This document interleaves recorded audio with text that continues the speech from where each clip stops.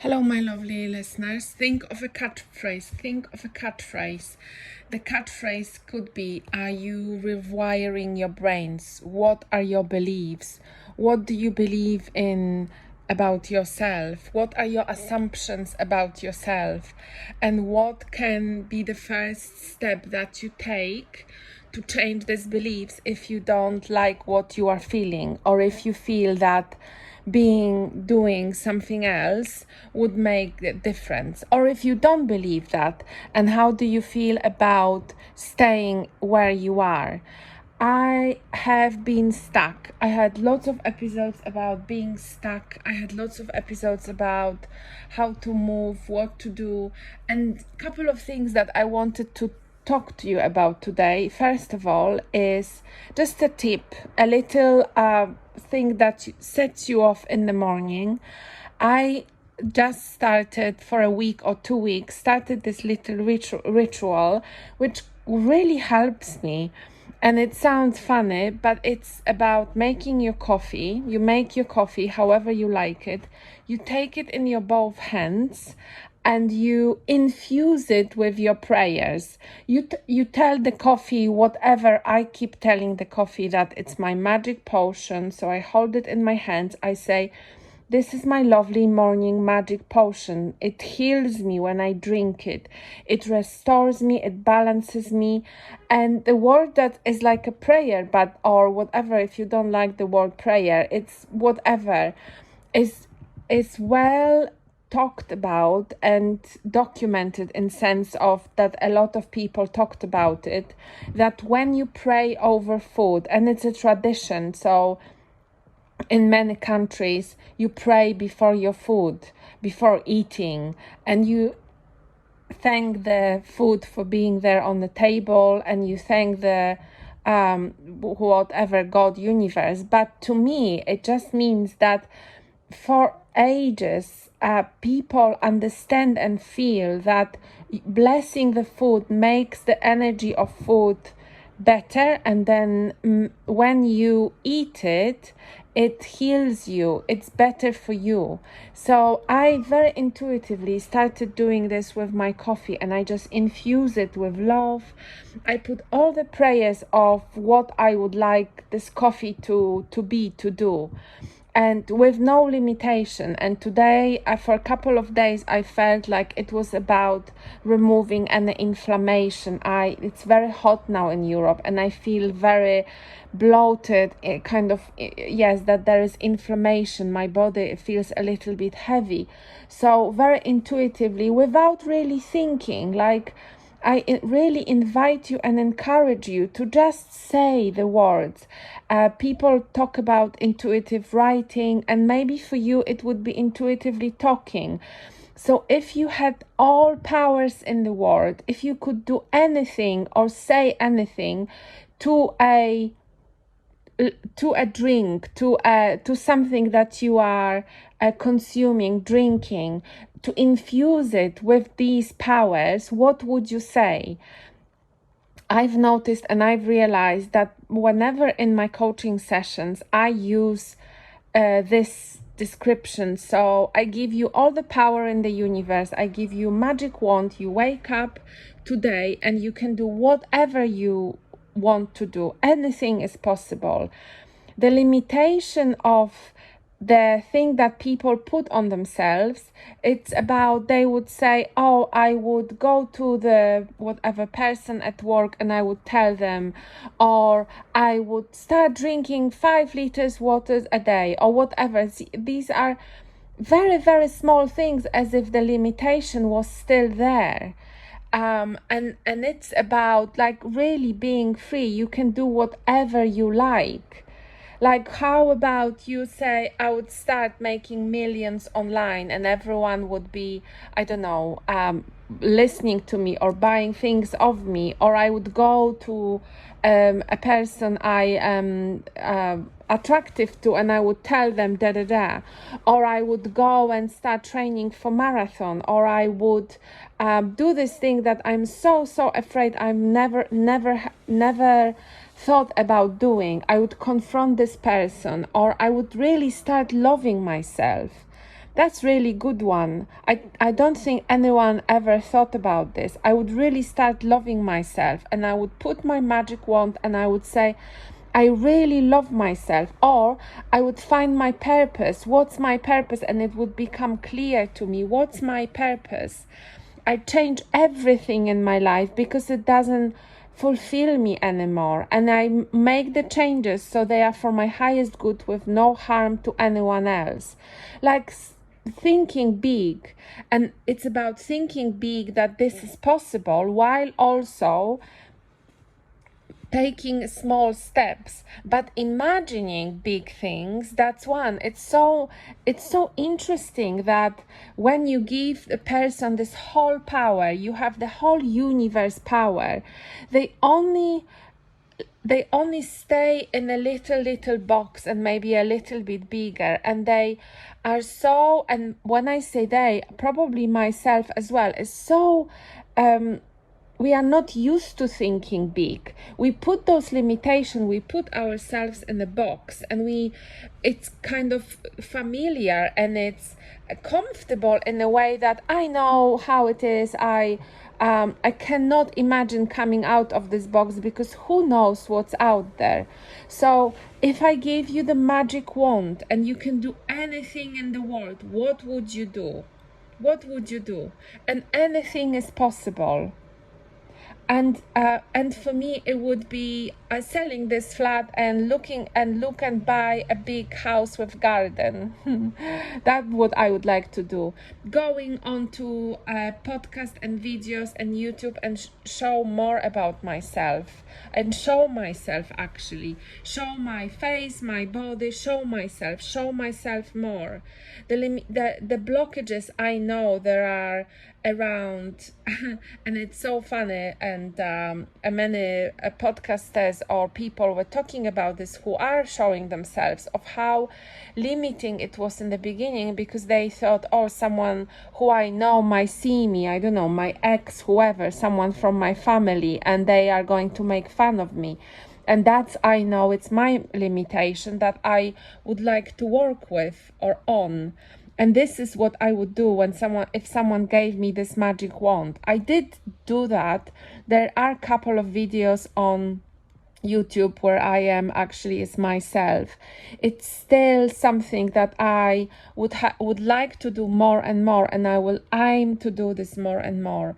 At this moment, currently, I guess I am still in my little box a little bit, and I am more comfortable with this sort of talking to you rather than going and showing my whole face.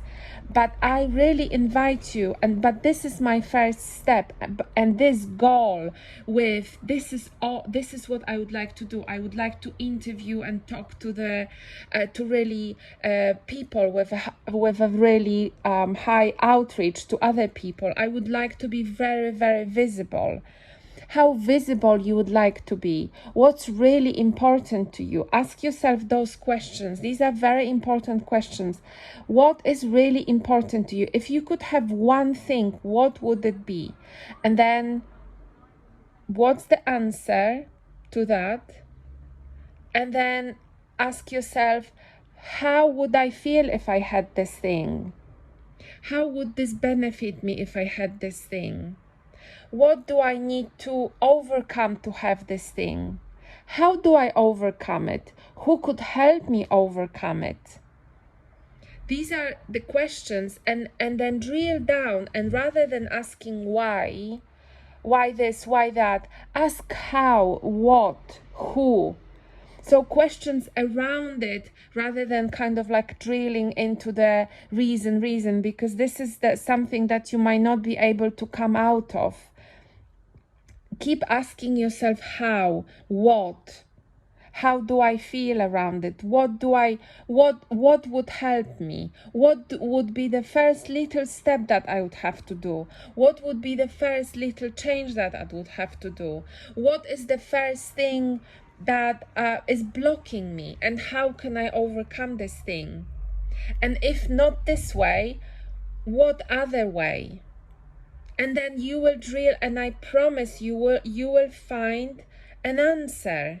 You will find an answer and see how this would benefit me. What good would it bring to me? Obviously, when you are in a deep depression state, which is a state of when there is a sickness, so the brain is under, let's call it, it's under a spell. The brain is functioning.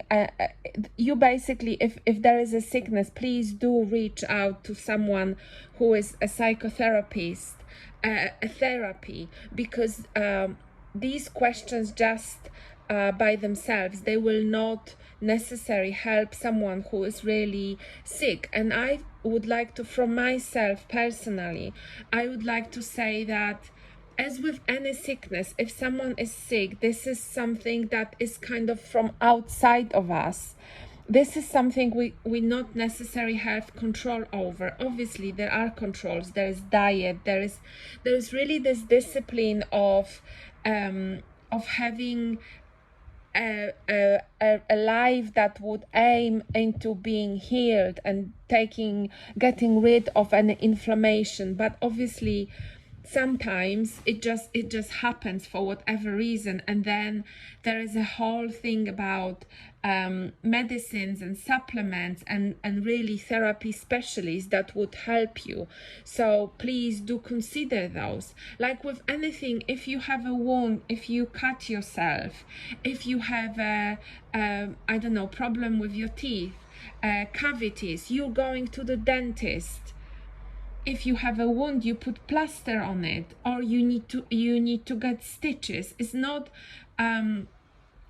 something necessary. Or if you break your bone, it's not something necessary that could be done with questioning yourself, or energetically. Yes, it can help, and it is helping, and the strong belief, I believe it is helping. But nevertheless, it's very, very important to help yourself first with the kind of the medicine, the specialist, and then then continue for the whole life if needed with the coaching, with this kind of with this approach, with this spiritual approach of the I am body, and if the body needs healing, I give body the healing.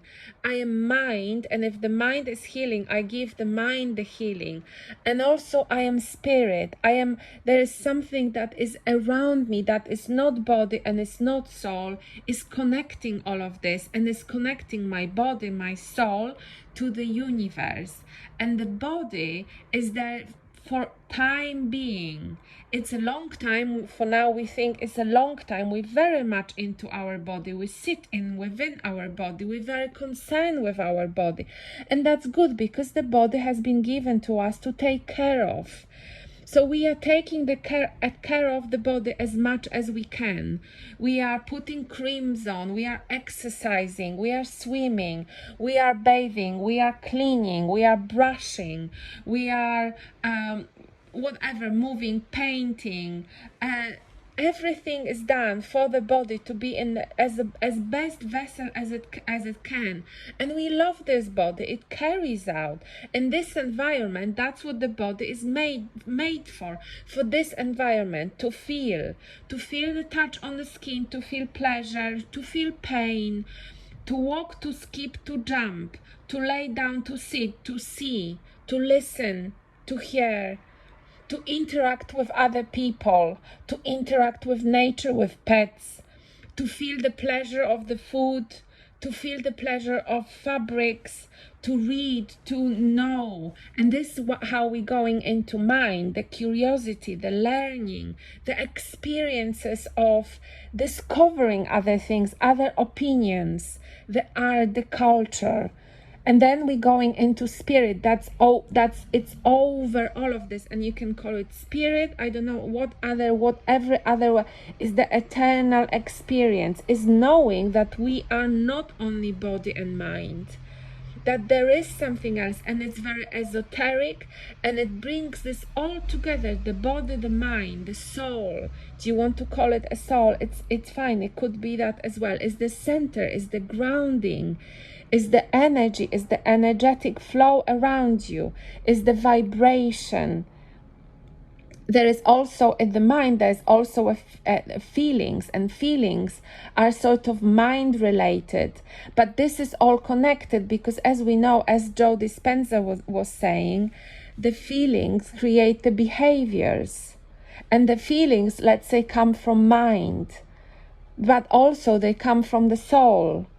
The feelings are straight away affecting a body, because that's what's your behavior, and the feeling can affect the body in pains, in stuck energy, in aches. We know very well that if someone is suffering from outside for whatever reason, lack of love, lack of self-love, mental abuse, right? It does not have to be like physical.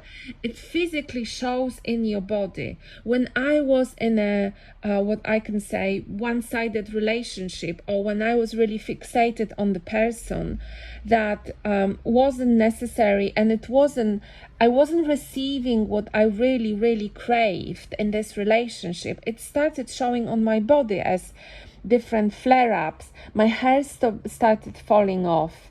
I really was not sleeping very well, and I had constant anxiety and heavy chest. So it was definitely showing on my body, and I don't have to tell you that. And obviously you must know about different sort of cancers or things that happen to people who were really suffering in the life, and that was mental suffering. And you probably do know kids from separated parents where there is just lack of something that is, I guess for me it was also emotional connection, which I craved so much, and which I had to really learn to have with myself, and which I had to accept. The acceptance is so important. The acceptance and understanding that sometimes you will not get what you really want, and that's okay, because you can find it mostly in yourself. And you can find it first when this acceptance and the feeling of love is present, and you know that you are entirely loved. You were born loved, and you are loved by the universe. And what does this mean, to be loved by the universe? It means that your creation, the fact that you were born, was out of love, and was because you wanted it. Your soul wanted it.